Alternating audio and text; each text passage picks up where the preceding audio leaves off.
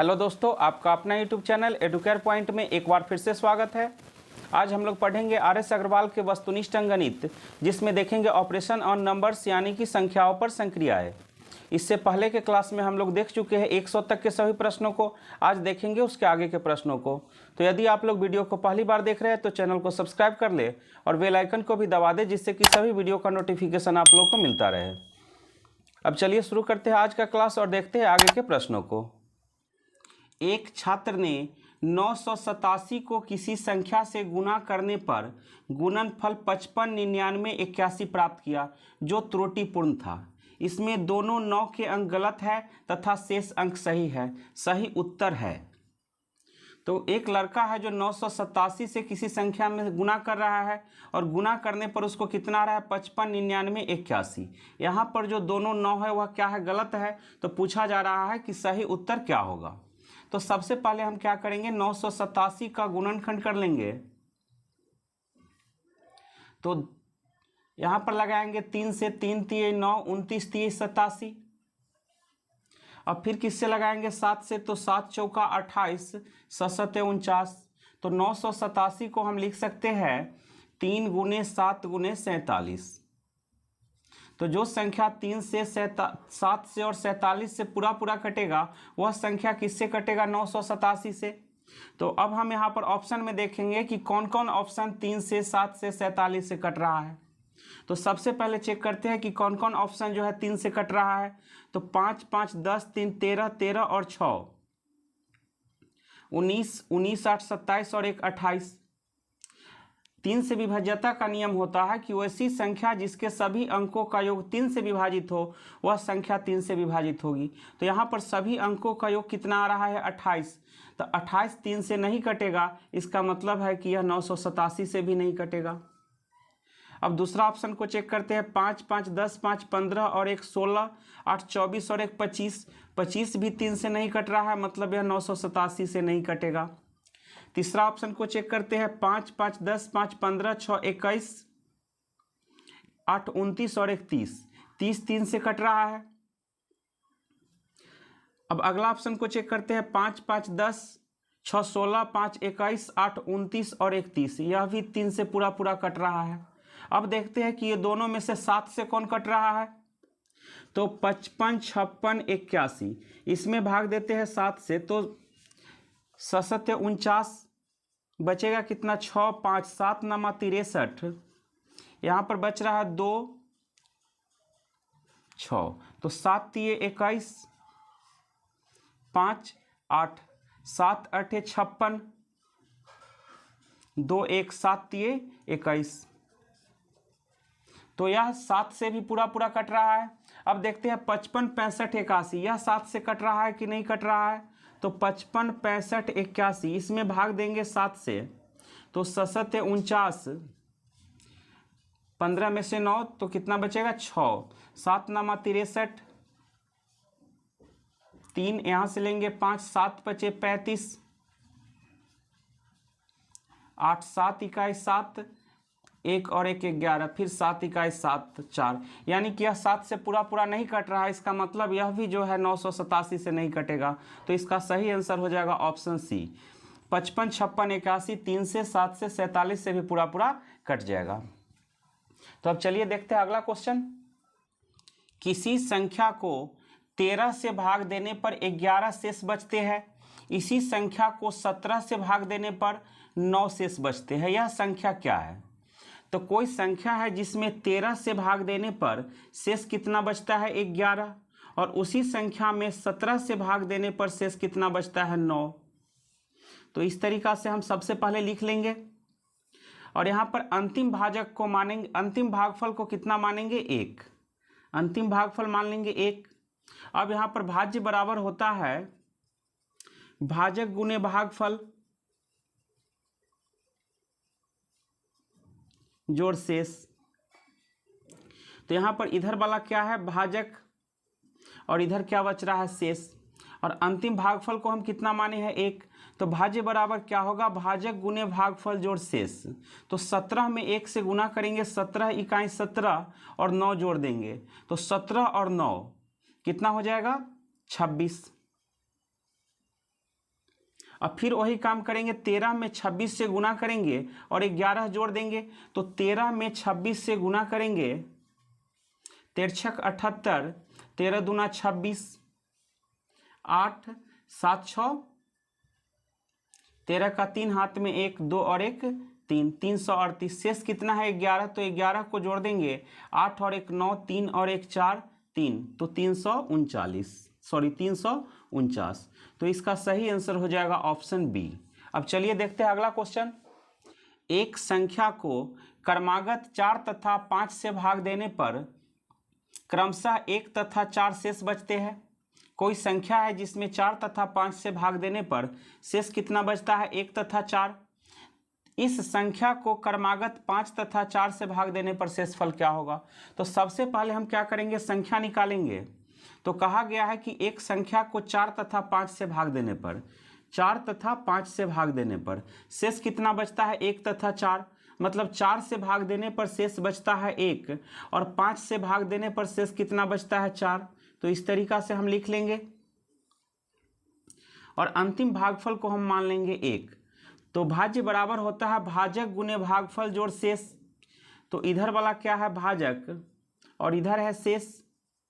अंतिम भागफल को हम माने हैं 1। भाज्य बराबर क्या होता है, भाजक गुने भागफल जोड़ शेष। तो 5 में 1 से गुना करेंगे 5 और 4 जोड़ देंगे, तो 5 4 9, फिर 9 चौका 36, 36 और 1 37।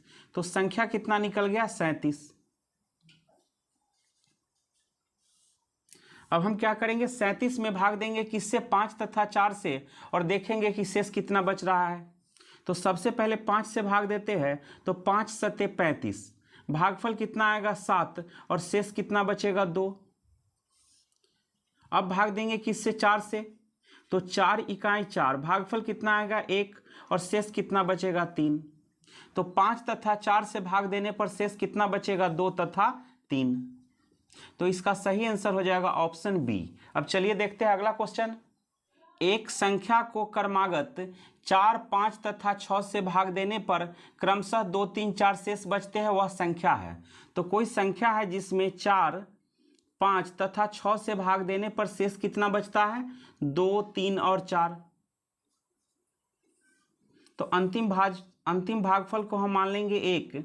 तो भाज्य बराबर होता है भाजक गुने भागफल जोड़ शेष। तो 6 में 1 से गुना करेंगे, 6 4 10। अब 5 दाएं 50 और 3 कितना होगा, 53। अब 53 में 4 से गुना करेंगे, तो 4 3 12, 5 3 5 चौका 20 और 1 21, कितना आएगा 212, और 2 को जोड़ देंगे तो कितना हो जाएगा 214। तो संख्या कितना हो गया 214। तो इसका सही आंसर हो जाएगा ऑप्शन ए। अब चलिए देखते हैं अगला क्वेश्चन। किसी संख्या को 585 से भाग देने के लिए एक विद्यार्थी ने भाग करने की संक्षिप्त विधि का प्रयोग किया। उसने 585 के गुणनखंडों 5 9 13 से क्रमागत विभक्त किया तथा क्रमशः शेषफल 4 8 12 प्राप्त किया। यदि वह उस संख्या को 585 से भाग करता तो शेषफल कितना होता। यहाँ पर भाग किससे किया गया है, 5 9 और 13 से, और शेषफल कितना प्राप्त हुआ है 4 8 12। तो सबसे पहले हम वह संख्या पता करेंगे। तो 5 9 और 13 से भाग दिया गया है, तो 5 से भाग देने पर शेष कितना बच रहा है 4, 9 से भाग देने पर शेष बच रहा है 8, और 13 से भाग देने पर शेष कितना बच रहा है 12। तो यहाँ पर हम अंतिम भागफल को कितना मान लेंगे 1। तो भाज्य बराबर होता है भाजक गुने भागफल जोड़ शेष। तो 13 में 1 से गुना करेंगे 13 और 12 जोड़ देंगे तो कितना हो जाएगा 25। अब 25 में 9 से गुना करेंगे, 25 नमा 225 और 8 जोड़ देंगे तो कितना हो जाएगा 233। अब क्या करेंगे 233 में 5 से गुना करेंगे, 233 में गुना करेंगे 5 से, तो 5 3 15, 5 3 15 और 1 16, 5 दूना 10 और 1 11, 1165 और 4 को जोड़ देंगे तो कितना हो जाएगा 1169। यानी कि संख्या कितना है 1169। तो यहाँ पर हमें पता चल गया कि संख्या है 1169। अब आगे कहा गया है कि उस संख्या को 585 से भाग देने पर, मतलब 1169 को 585 से भाग देने पर शेषफल कितना होगा।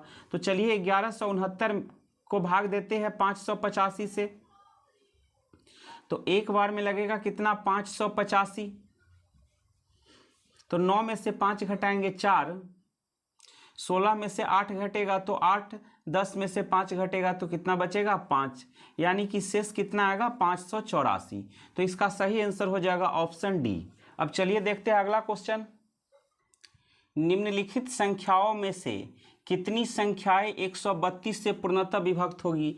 तो यहाँ पर कुछ संख्या दिया गया है जिसमें से पूछा जा रहा है कि कितनी संख्या 132 से पूरी तरह विभाजित होगी।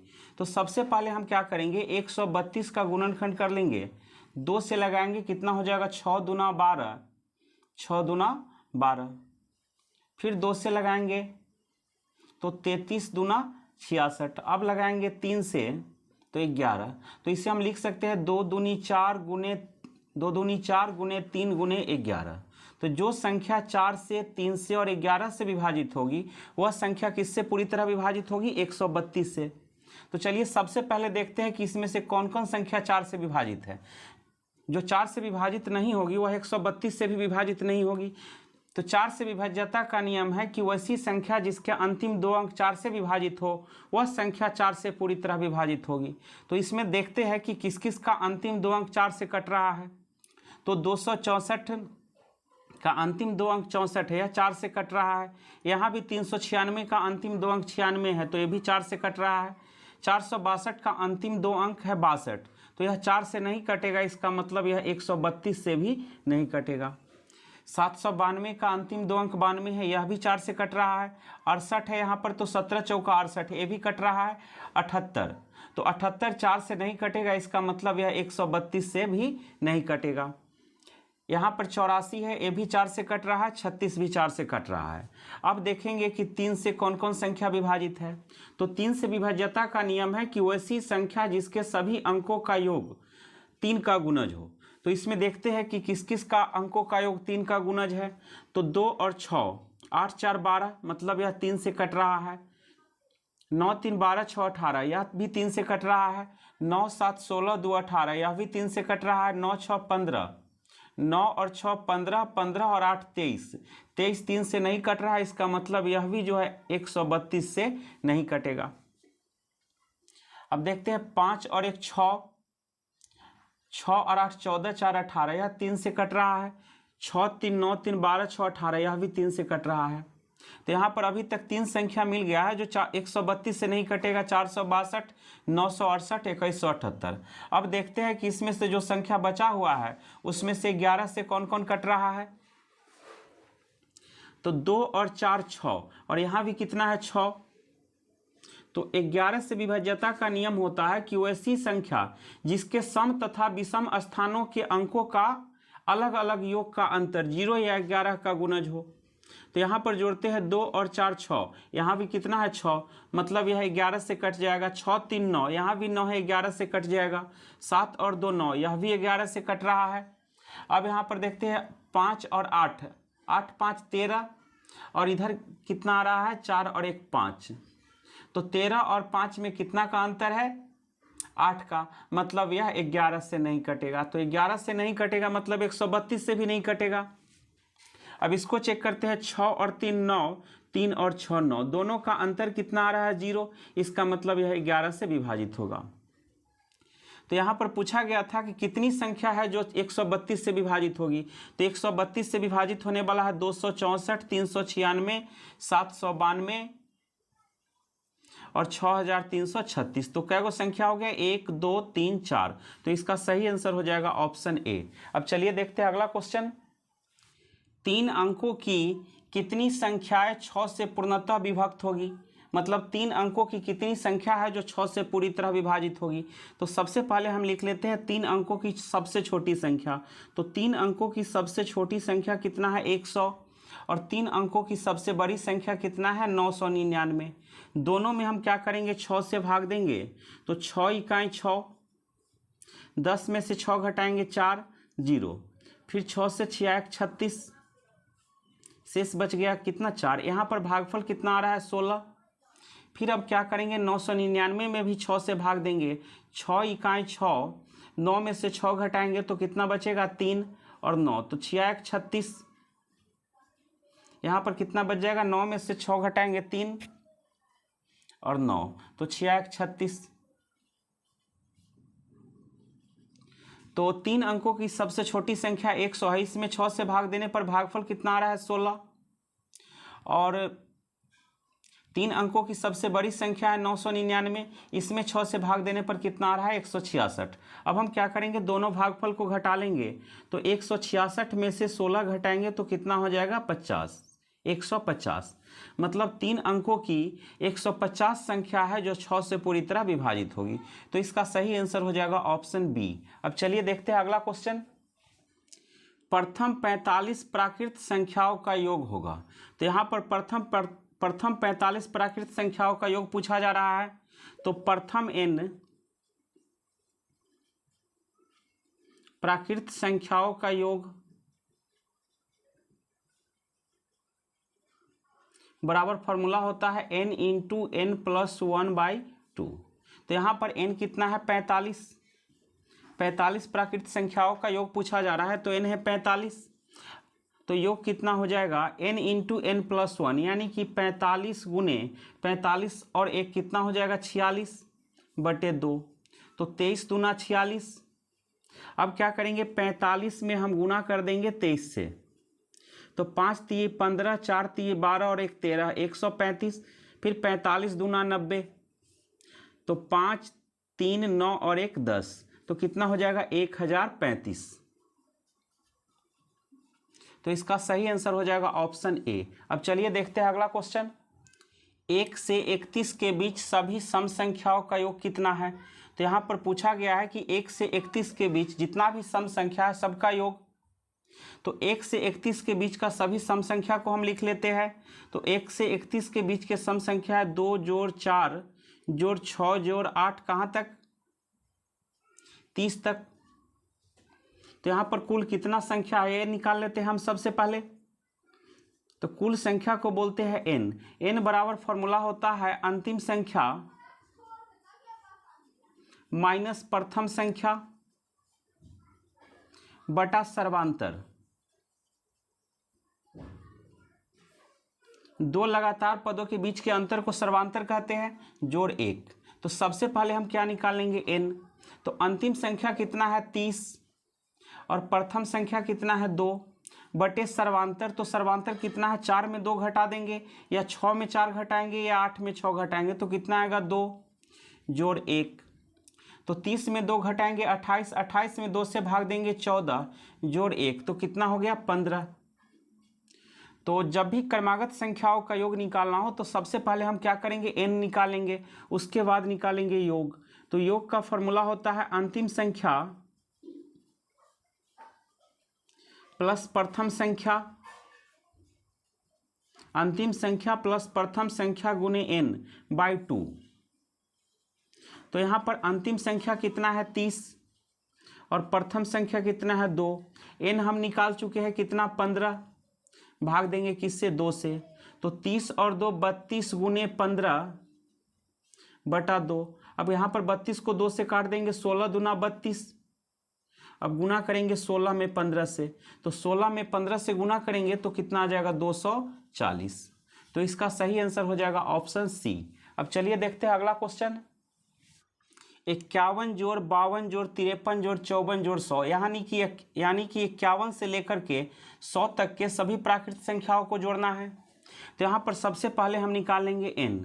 तो n बराबर होता है अंतिम संख्या माइनस प्रथम संख्या बटा सर्वांतर। तो यहाँ पर सर्वांतर कितना है 1 जोड़ 1। तो 100 में से 51 घटाएंगे 49, 49 में 1 से भाग देंगे 49 और 1 50, तो n कितना हो गया 50। अब हमें क्या निकालना है योग। तो योग का फॉर्मूला होता है अंतिम संख्या जोड़ प्रथम संख्या। तो अंतिम संख्या कितना है 100 जोड़ प्रथम संख्या 51, अंतिम संख्या जोड़ प्रथम संख्या गुने n। तो n कितना है 50/2। तो 50 को 2 से काट देंगे, 25 दूना 50। तो 100 और 51 कितना हो गया 151 गुने 25। अब हम क्या करेंगे 151 में 25 से गुना कर देंगे, तो 5 इकाई 5 पचे 25 का 5 हाथ में 2, 5 इकाई 5 और 2 7, 2 इकाई 2, 5 दूनी 10, 2 इकाई 2 और 1 3, तो 5 5 और 2 7 7 3, तो कितना हो जाएगा 3775। तो इसका सही आंसर हो जाएगा ऑप्शन डी। तो दोस्तों इस वीडियो को हम यहीं पर समाप्त करते हैं, अगले वीडियो में मिलेंगे इसके आगे के प्रश्नों को लेकर के। तब तक के लिए धन्यवाद।